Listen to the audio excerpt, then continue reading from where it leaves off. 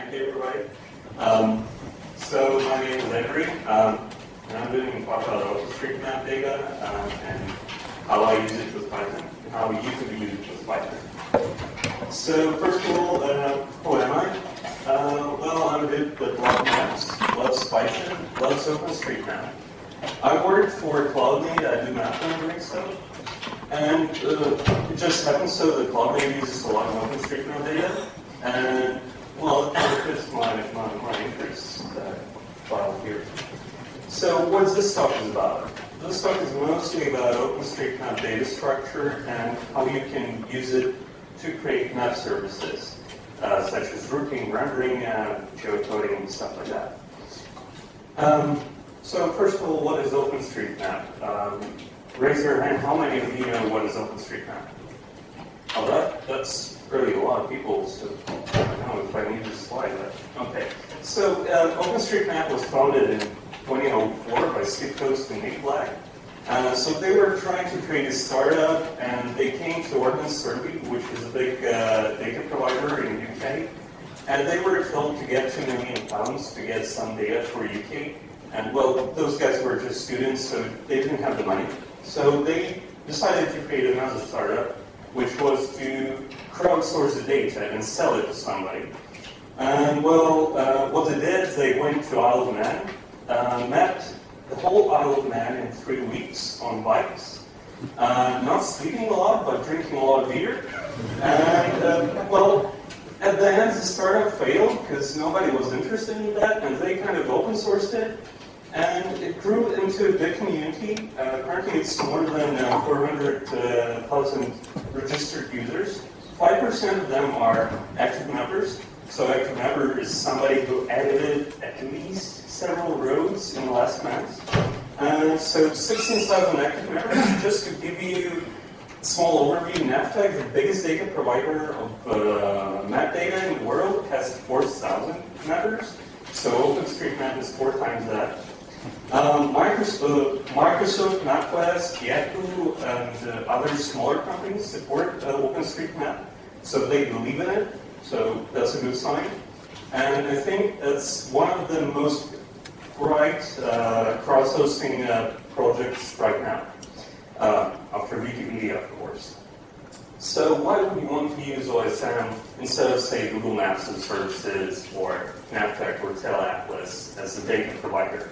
Well, it's fairly easy to start with, unlike NAVTag, for example. It's of pretty good quality in Europe, and well, we're at EuroPython, so you don't care about USA. OSM sucks for USA. It has a growing community, which means that in the future you will get some support. So as the community grows, you grow the active users count, and that will help you in the future. And it's absolutely free. It's free as in beer, it's free as in speech. It's currently double licensed under 2 licenses, common created. Share alike license, which is kind of a GPL for data. And ODBL, which is an open database license, which is a new license specifically designed for OpenStreetMap. And it's like MIT for data, MIT license.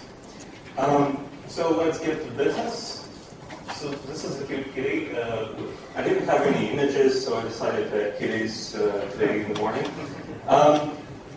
So the data of OpenStreetMap comes in different formats, but the most established one, the standard one, is unfortunately XML.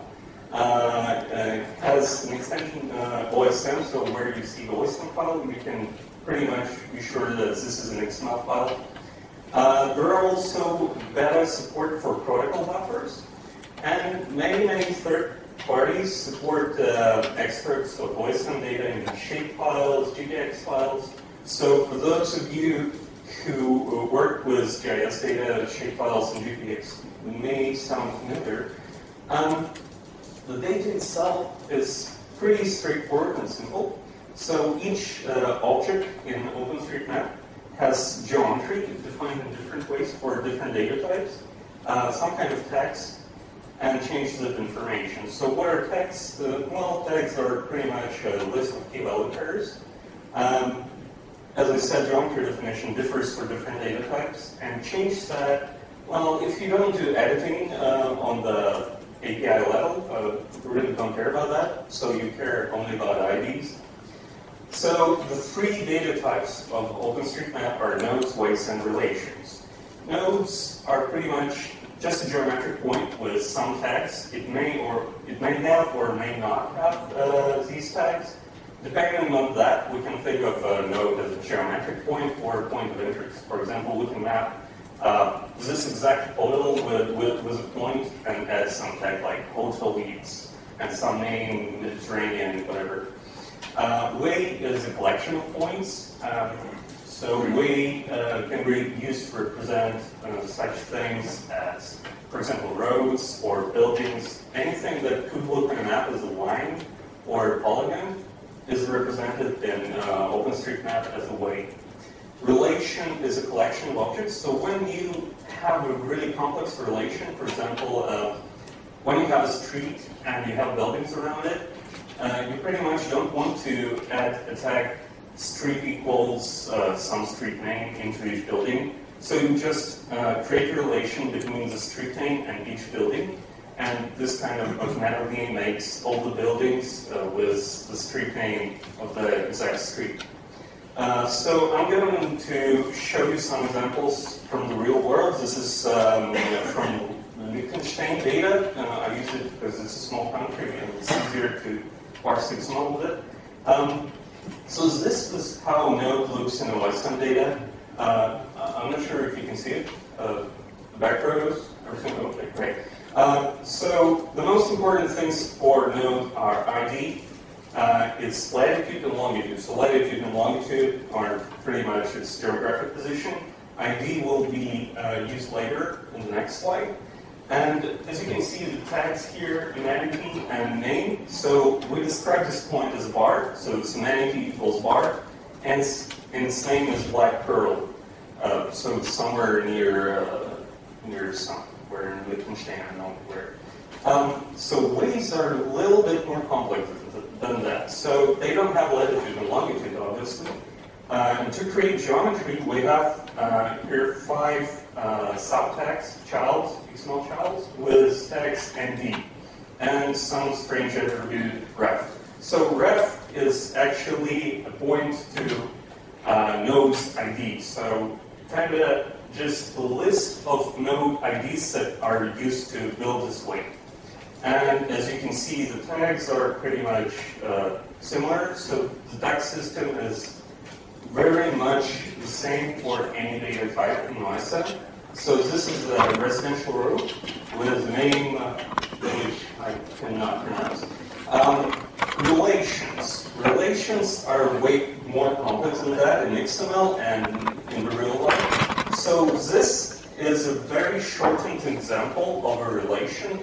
I kind of threw out 80% of the relation, but just to show you the basics. So a relation has members, which are defined as the type of the member. It can be weight, another relation, or node. It has a reference with pretty much, we discussed in weight this. And the most important one is its role, which can differ depending on the type of the relation. So for this relation, which is, as you can see, boundary administrative, so it's actually administrative border of Liechtenstein and Austria.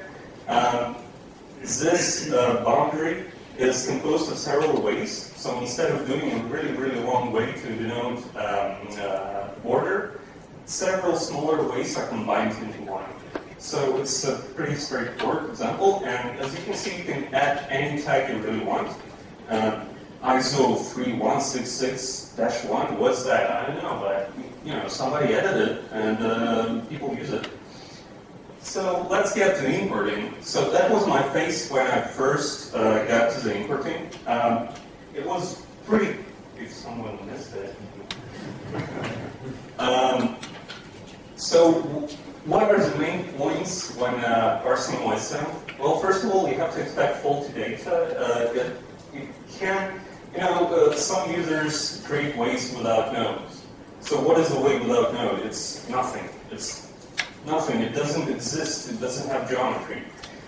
Second of all, you have to parse this data iteratively. So the latest checkout of the plan formatted data file from OpenStreetMap is 16 gigabytes zipped XML file, and when you unzip it, if you have disk space, it's actually around 240 gigabytes of data.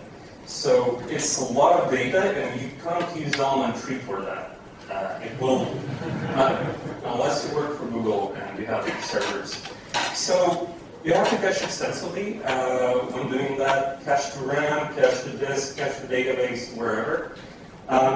The order of data types is really not guaranteed by any standard, but it's de facto standard that nodes come first, then there are ways in the OSM file, and then there are relations. And IDs are unique to data types. This is a little nitpick, which bit me on my ass when I started working with that. So way and node can have the same ID.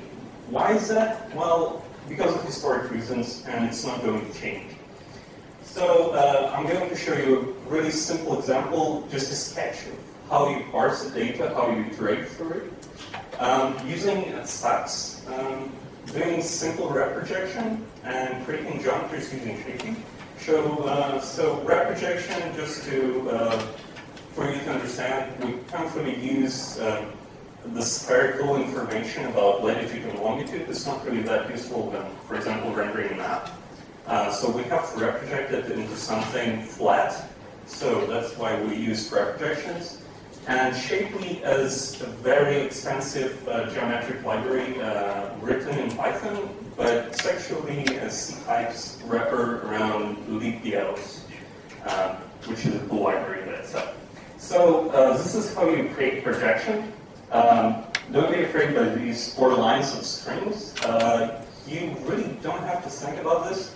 There is a site on the internet called spatialreference.org, and you just Google Mercator spatialreference.org, and you will get the string, and you will use it. So any projection you can think of, just look it up on the internet, and instead of doing all this crazy parameter cooking, you won't be able to do it unless you're educated in GIS.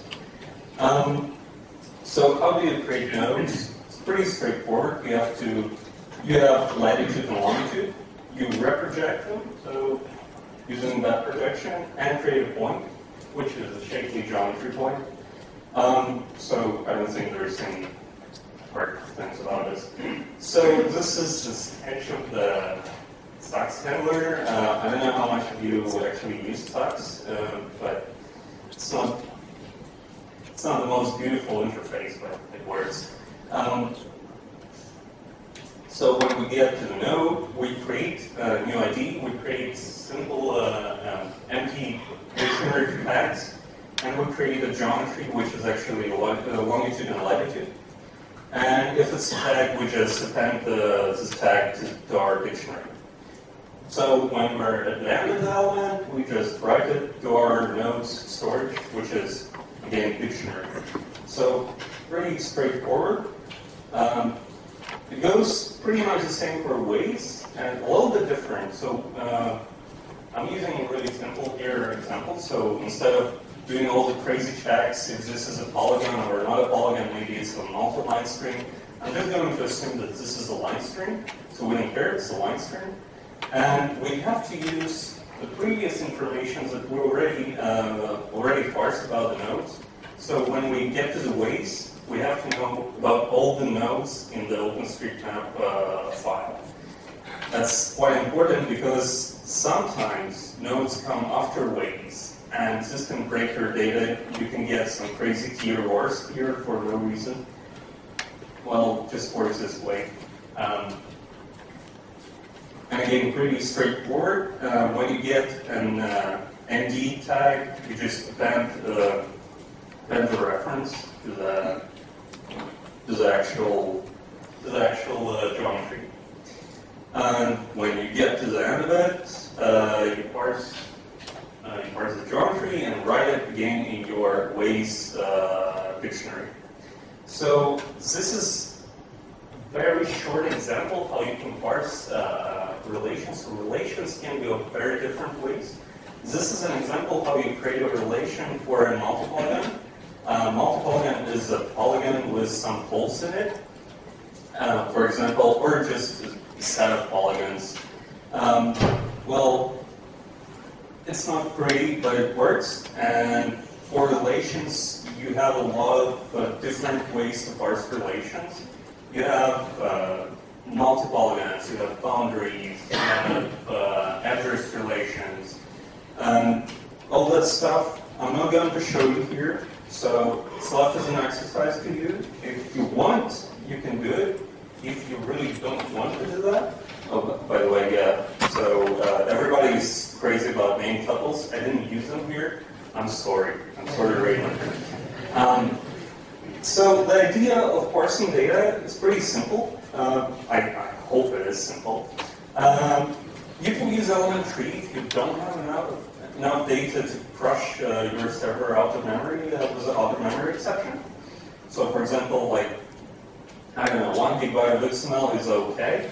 1 gigabyte of XML is actually something like San Marino or Monte Carlo, so it's not a lot of data.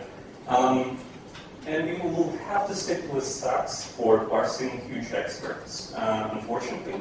I hope that protocol buffer support will get out of beta, and you will be able to use protocol buffers, because as of now, you have to use stacks. Well, it sucks. That's an obvious joke, I'm sorry. I had to make it. Well, if you don't want to write your own parser, you have Osmosis, which is a Java tool. I'm not crazy about Java tools in general, but this one is really, really good. OSM2PGSQL is a really, really fast importer, so it imports the whole planet in like 7 hours. And it uses only 24 gigabytes for import, 24 gigabytes of RAM. You have also OSM to Mongo, OSM to shapefiles, OSM to GPX, OSM to OSM, which is another crazy stuff, but well, you can find all about it on the OpenStreetMap wiki. So, doing the rendering. Another funny cat I found on the internet, not related. So, what are the main principles of rendering? Well, in general, you have to know about some theory like scale, projection, how cartography works, about types of maps, but, you know, just skip the layers. So layers are the most important thing when doing rendering. They're not exactly physical layers, so I don't care about the soil under me, and nobody will when looking at your map. It's actually the layers of graphical representation. So, in general, it works like this. First, you render the Earth, some polygons like parks and everything like that. Then you render roads, then you render buildings, and then you render text. Text is special, never separated into several layers. It will never work right, and you will have problems with collision detection when doing several text layers. It's pretty hard to get right. If you are to create a rendering engine, split your data into layers, make projection configurable, so different people like to use different projections. Well, if you're aiming for web maps, you can pretty much use Google Map Router and don't worry about other stuff, just use Google Map Router. It's a pretty simple projection. Provide general way to select data sources, because even if you're using only OpenStreetMap data, some data formats are a little bit faster than the others for special kinds of tests. So, for example, I don't know, continents rendering is better to offset to shapefiles. So, to store the data in shapefiles instead of using Plot.js for this. And, well, don't forget about cartographers, because this is important, because what I'm going to show you next, after this slide, is when people don't think about cartographers. So this is how mapping, the rendering library created specifically for OpenStreetMap, is being used to render maps. So it's pretty straightforward. We create a map file, which is like a definition of how we render the map. Then we create the definition from an XML file. Then we create bounding blocks. So bounding blocks are geographical area that we want to render. We have to zoom to this bounding blocks, and then we just have to render this to the file. So it's pretty straightforward. Then again, style XML is not that simple. it's really full of XML. It's like my eyes are bleeding every time I edit mapping XML. It's awful. It's 2 megabytes of XML. It's not thinking about cartographers. So if you're doing cartography rendering library, don't do XML. Please don't. JSON, anything. I don't know, YAML, whatever. So I'm going to talk a little bit about mapping XML, which is still awful. So the styles and layers, the main 2 points in mapping XML. So this is a style. Style defines how the data will be rendered. And style can have several rules, or there can be several styles, etc., etc. So the rule contains several symbolizers. A symbolizer is a way to render a specific type of data. So you have line symbolizers, point symbolizer, polygon symbolizer, line string symbolizer, pattern symbolizer, around 15 as far as I remember. Each one of them has a specific set of parameters, which are defined through CSS parameter, which is a stupid name. And you can, so this is a pretty straightforward example. So polygon symbolizer will just be filled with that color, which I don't know which. A line symbolizer will get, so every line that is rendered using this style will be red with a width of 0.1 pixel. So it's going to be pretty thin. The layer, the second most important thing in mapping XML, is kind of a linking part between the style and the data source. Data source can be PostGIS, shapefiles, as we discussed previously. So for this example, it's actually a shapefile, just to simplify things. And as you can see, the layer has a projection. So this is quite important. SRS is a special reference system, so it's a projection. And for this layer, we need to know in what projection data source returns the data. So in order to get the projections right, because different projections from different data sources can mess up your map in a very unexpected ways. And you can see this file name, which is actually the link between, okay, it's actually, should be simple, not my style, but anyway. I guess the idea is simple. So, searching. Now, I have to say that I do map rendering, and the next 2 sections, I really got to ask my colleagues, and they told me how it works, so I might be wrong somewhere. If you think I'm wrong, just raise your hand and say something about it. So this is about searching. We call it geocoding. Some people call it local search. Some people call it local discovery. I prefer to call it search. It's similar to magnets in a way nobody knows how it works. And you can create either fast or correct implementation, but in general, if you're on Google, you have to choose one. Why is it hard? Well, first of all, people make mistakes when typing in. I don't know why. They should use spell checkers. The order matters. Why does it matter? For example, if you input Paris, Florida, it actually looks for this. The person who input that actually wants to see the city Paris in state Florida in your state. When you input Florida and then Paris, it's actually pretty much reversed. So people looking for, I don't know, bar Florida, hotel Florida, and Paris, France. So the order matters, unlike the web search, where the order doesn't really matter that much. And again, it doesn't always work that way, so it's unpredictable. And one place can have many names, so it's harder a little bit to index. And as I said before, one name can correspond to many places. So, I don't know, Paris, which is in Florida, Venice, which is also in Florida, I guess. New Amsterdam, which is now New York, and sometimes people call it New Amsterdam, I don't know. Bombay and Mumbai, which are pretty much the same name for the same city, but people expect it to work. And your data might not have the old name, or it might not have the new name. So people don't care about this at all. Why?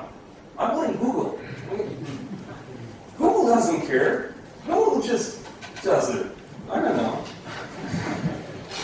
It's so frustrating. I mean, you do a lot of things to make things better than Google, and then they come up with a thing that's like 10 times better. So, I mean, we can do a simple geocoding by using some restricted subset of geocoding. So let's do the structured geocoding, for example. We have to assume some order. So say the country comes first, then zip code, then the city, then the street name, then the house number. And we assume that the input is pretty much valid. So this is initial sketch of how it would look if you would start it, today. But then again, the find function would move into something like a Postgres or MySQL or Oracle query, and it would get harder and harder to keep it up. But in general, it looks like this. You just go through each input, you try to narrow the result, you try to narrow the geometry you're looking at, and at the end, you just return the geometry you had at the moment of the last actual parameter you had. This is understandable. I mean, the idea. No, well, okay. So what we really want is to fix user input. What we really want to have is a fuzzy search. Well, we can use several things for that. First one is Sandex metaphone, double metaphone, so-called phonetic algorithms. First developed in 1930, according to Wikipedia, so don't trust me. Sandex algorithm actually was kind of trying to make, if the word sounds similar, they would have the same hash code. It works for English. It works in 90% of the cases. It doesn't work for hard, long words, the words that were from Latin, from German, from Italian, from any other language. It works for English words. It doesn't really work that well for place names, because place names in general are not only English. So they're English only in England and maybe Scotland.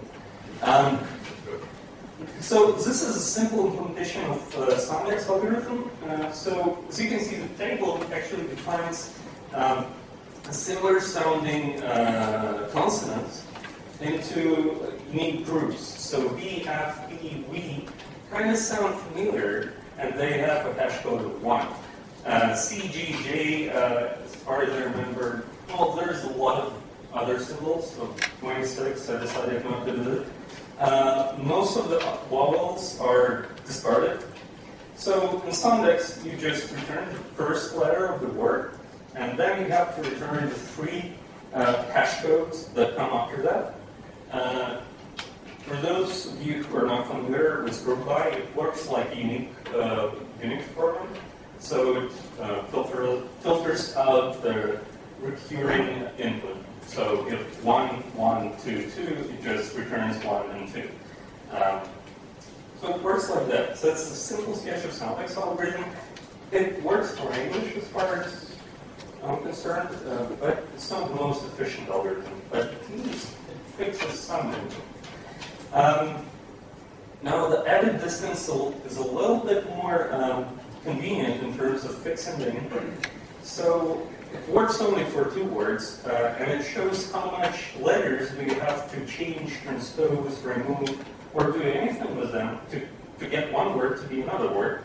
And unfortunately, most geocoding requests consist of several words, so it's not really that useful. You have to split your geocoding requests into several words. And you have to split smartly, so you don't split San Francisco into San Francisco. That would be bad. Scanning database for each pair distance. So say you have like, I don't know, 200 words, 200,000 words, and you have Paris coming in with one mistake. Going through the whole database is not really a good solution, so you have to have some kind of graph for each word already in database with the added distance. I think you should check out how Peter Norvik's Peter Norvik's article, How to Write Spelling Correctly. It's a pretty good one. Article with pretty awesome piece of Python code, which explains how we can use added distance to fix the input. Another approach, the third one, and the last right now, is n-grams. N-grams are pretty much the substrings of n items and characters from the search string. So, for example, if you get something like fox and you have 2 grams, bgrams, you have FO and OX for this. It's a little bit easier to index than edit distance. It gives less false positives when compared to phonetic algorithms, and the specialization of n-grams called trigrams. So the substrings of length 3 are most commonly used for fixing string input. So as far as I know, Google uses them internally. So they have smart algorithm utilizing trigrams. Unfortunately, I don't know exact algorithms, so we kind of use Postgres SQL algorithm. It's full text search, has trigrams, edit distance, soundex, and double manifold algorithms. So use Postgres and use PostGIS. It's pretty cool. So this is how you create trigrams. I'm using the example from the Postgres. So what Postgres does, it adds two white spaces ahead of the string and one after. It's done to minimize the effect of small words coming in. For example, I don't know, the fox would have 1 trigram if we wouldn't do that. So the n-wise is pretty much stolen from the itertools recite page. A little bit configured to match the exact need. So it was pairwise, I made it n-wise. So it's pretty straightforward. How do you make the search freeform actually? You have to normalize the input. So you have to remove all the software, so-called V, A, in, near. You really don't care about that. You really don't have those words in the database, and they just pollute the database if you include them there, because near is actually a pretty common word. In general, just use existing freeform search. Solver doesn't really work for GeoSearch, so you have to stick with either PostGIS or MySQL with spatial extension. You could use Spatial White, but it's a special extension for SQLite. It's a little bit too small for big projects, but if you have something really, really small, like your home project that you want to show your friends, then using SpatialLite is pretty much the best option you can have. And well, to do the exact correct geocoding, you have to combine rings from different sources. So something like this, where phonetic, Levenstein, and triggers are functions that do this stuff. So they do the phosphorus, key readings, and everything like that. So you just get all the results from each function. Each result should have some rank, so we can successfully rank it in our final rank, and we just return the highest ranked response. So, I mean, once again, Python just makes it really, really simple. Same thing we did in C++ for speed. It took around 200 lines, so it's a lot more to do. Getting to the last section of my talk, we're going to talk about routing. Again, Nikita just lost something. Maybe it was a root home. The main issue was routing. People think that it's very simple. You just build a graph, you use the X-ray algorithm, and you're done. Well, they're mostly right. But it's not that simple. You have to think a little bit more about OpenStreetMap data. It's a little bit more sparse than the usual CS101 first graphs that you were given. So the graph has to be updated often. When using OpenStreetMap data, you pretty much want to update it every week or so, because OpenStreetMap data is so high. And, well, Daystar algorithm is a little bit too general for routing on the road data. Daystar, which I hope some of you heard about, is no better for road data. So you have to come up with a more sophisticated solution. And to add to that, routing is not only a technical problem. Some people expect different results for the same start and end points.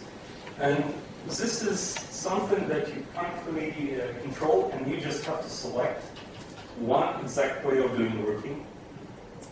And routing through cities, even if it gives you 2 times better result, is a little bit annoying. People don't like when routed through cities.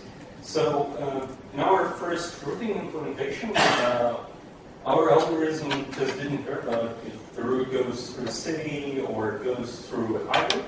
And then people started complaining that, well, this route goes through a city. I know that it is faster, but I get annoyed by riding through the city. I get annoyed by pedestrians. I get annoyed by another car riding right of me or left of me. And, well, it makes your algorithm a little bit harder, and it makes your graph a little bit harder to create. So, as I said, OpenStreetMap data is a little bit sparse, so adjacency matrix is not really space efficient for this task. Graph representation has to be very common.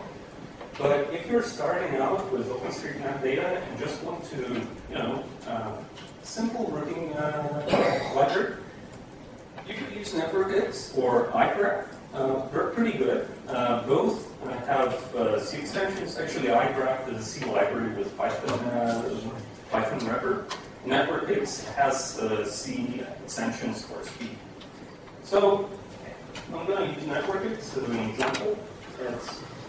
And again, it's simple with OpenStreetMap data. It's simple. You have to import graph. You have to import the shortest path function. Building graph, you just go through each way, you iterate in segments. So each way consists of, for example, of several segments, and you have to iterate through them. You just add the edge. Before that, you have to somehow calculate the weight of this edge. So, for example, for residential roads, you probably don't want to route through residential areas, unless you're pretty much required to, so unless you want to get home. So it should be a little small coefficient for the residential roads, and it has to be pretty much huge coefficient for motorways, for example, because, well, motorways are fast. And then you just build the shortest path. I've tried it out yesterday. Well, NetworkX worked for me, and we can change data once again, but it worked. But in general, in practice, there is no silver bullet. iGraph won't help you. NetworkX will need 20 gigabytes of RAM for EuroPython. And well, I killed it before it stopped working. So I guess it would be more than 20 gigabytes. Splitting data into country graphs might help. It will help if your servers or your library is kind of targeting the smaller communities. But if you want to do the whole Europe routing, joining the graphs on the fly will get you in a trouble because it's really, really slow. As an example, our in-house C++ graph library requires 20 gigabytes of memory for the whole world. It's very efficient. Our previous implementation requires 45 gigabytes of memory for the whole world. So you really have to, well, first of all, it's amazing because it's a lot of data and it's a fun project to do. And second of all, you have to understand that this is really, really hard. But it's fun. As an option, you might consider using feature routing. It's easier to start with. There is an existing importer from Lasagne data. Well, we couldn't make it really fast, unfortunately, and it's harder to configure the coefficients with which you import the data into the graph, so it didn't really work for us. Neo4j, last we tried it 2 years ago.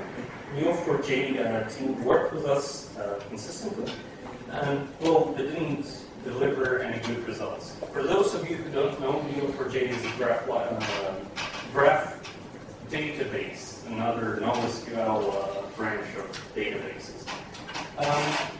If you're doing serious business, so if you get into OpenStreetMap in a serious way, you will have to eat your own dog food and create your own C++ library. There is only one efficient open source implementation of OpenStreetMap graph routing. It's called contraction hierarchies. It works pretty good, but it comes update data on the fly. So you have to re-import every week or so. Each time you update the data, you have to re-import the full graph. And it takes around 2 days to import the whole graph. So if you're at work, and I'm pretty sure you are, I'm done. Just some highlights. So I advise you to use OpenStreetMap data. It's easy, and well, try building something simple. It's pretty cool when you get it done. Try building something cool because it's simple. And well, Python is like awesome. So do it in Python, and well, for GIS, it's like the second best language after C++. C++ is awful. Do you have questions? We need a microphone, I guess.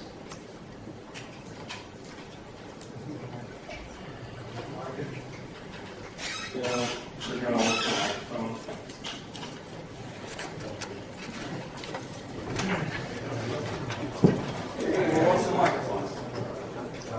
Thank you. It was just hidden by my own back. Okay. So, I think there are quite a lot of questions. Okay, let's go this side first, then you can just pass the microphone on.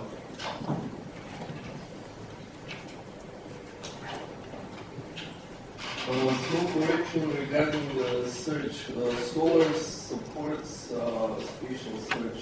I think the new version is built in, and for older versions, there was a plugin that could be used for that. Well, I have to ask for it, but I think we had only added Solar and it didn't really work for us. I don't know why.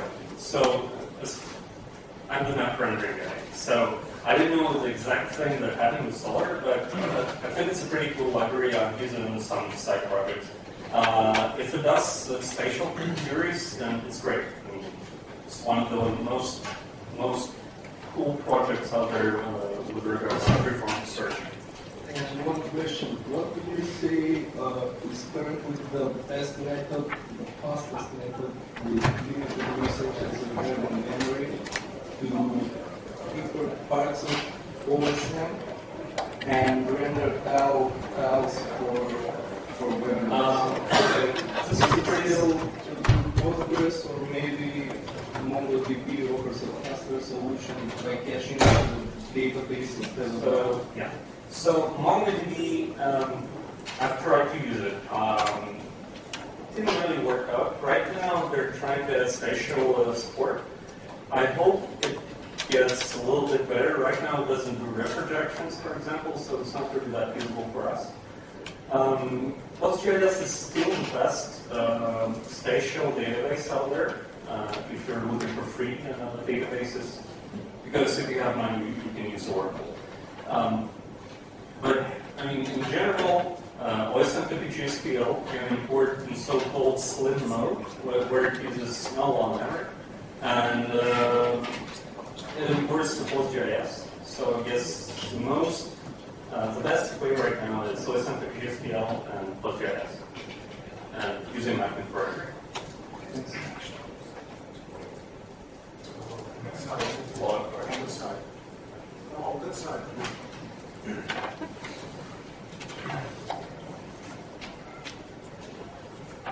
Okay, any for routing, you don't need just the graph, because you have also signs. So you can not turn left or turn right. Right.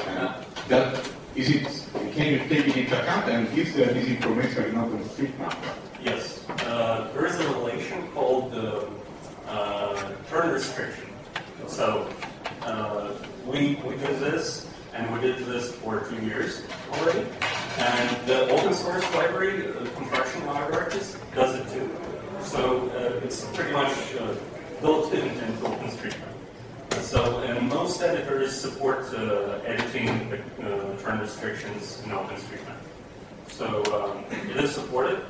It's a little bit easier, I think, in NavTech data to use turn restrictions, but OSM is pretty good in this regard.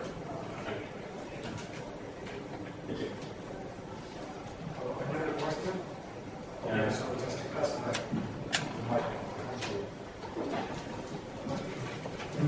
I have a question about internationalization of the user data for the OpenStreetMap, because when you were doing the XML at the beginning, there were some words who were at least not in their original language. You're talking about relations, right? I'm talking about nodes. Well, the example was with this one, right? This one. So you're talking about internalization. You can see it right here. So mostly it's done through name. So name should be in the local language. So for Liechtenstein, I think it's German. But if you want, there is actually a name semicolon EM for English name. There is name semicolon RU for Russian, and etc. etc. So this boundary has around 20 different names in different languages. So, but the general rendering on the OpenStreetMap doesn't use this tag, so it renders only name tag, which is in the local language. But if you get the data, you pretty much get data in different languages. So the names are generally in different languages. Names of countries, some streets, etc., etc. So it's a global database with internalization built in. One more question. What's your position on the purpose of OpenStreetMap data? I've been involved in mapping it, and there's kind of this tension between people who do it for the render and people who do it for the routing and people who do it for the conceptual correctness. That's a political question. What do you think about it? I don't care. I meant for myself. I mean, that's the beauty of OpenStreetMap. You can do whatever you want. But at the same time, it's a problem for OpenStreetMap because everybody does whatever he wants to. And well, there is a general consensus that we shouldn't map for the renderer. The consensus between the old members of OpenStreetMap, when the new members come in and they see that, well, their golf course isn't rendered at all, and they map it not as a golf course but as a park, for example. It's wrong. It's generally wrong, and the data itself is getting worse because of that. So my view is that you shouldn't tag for the renderer. As for tagging for the router or the geocoding, I think it's pretty much fine. So it's the data that people don't see, but they will get the relevant data when searching for it. But again, it's a political question, which I think cannot be answered by one person from a community. It's like something the community has to agree with. So, does anybody have questions? All right. Thank you, Andrii.